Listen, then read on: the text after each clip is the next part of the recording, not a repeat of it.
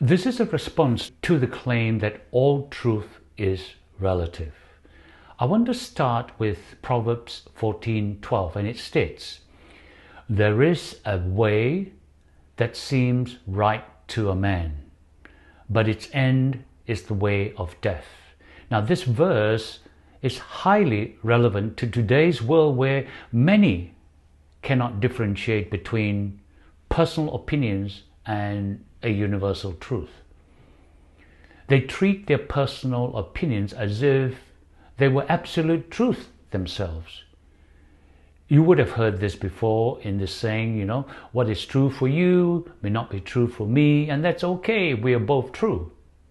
But you see, they often believe that their perspective is the correct one without considering perhaps the possibility of an objective and absolute universal truth that stands apart from individual viewpoints. Now, this mirrors the first part of the proverb where it says, and I quote, "There is a way that seems right to a man." Now, people can be sincerely convinced about their own opinions about things and their beliefs, and that they're convinced that that is the ultimate truth. I'll give an example.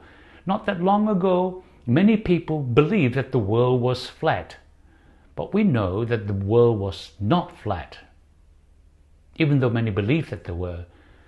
However, the proverb warns that such self-assuredness can lead to destructive outcomes. I quote, "But its end is the way of death," unquote. Now, this serves as a caution against the dangers of self-deception and the refusal to acknowledge universal absolute truth by asserting that all truth is relative. When they cling to their personal opinions without seeking the broader objective truth, they risk making decisions and forming beliefs that in the long run can ultimately be harmful.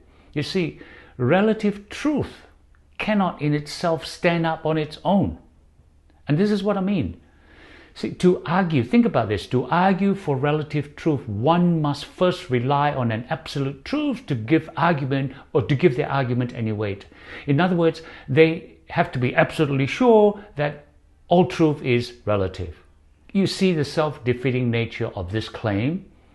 So when somebody says all truth is relative, they inadvertently admit that absolute truth must first exist to give any weight to their claim.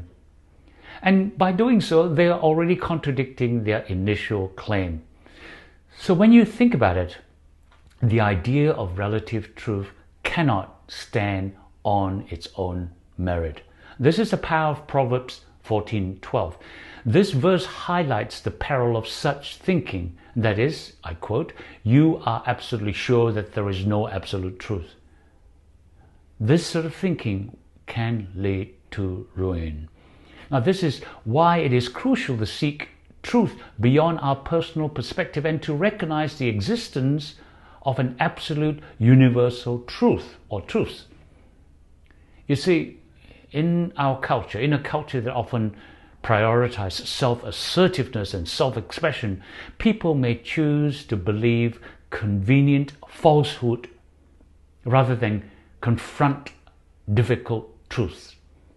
Now, this verse, this Proverbs, warns us that when we prioritize our own way of thinking above the pursuit of genuine universal understanding, we build our lives on a fragile foundation. And now this approach, the Proverbs warn, ultimately will lead to negative consequences, both for individuals as well as for society as a whole.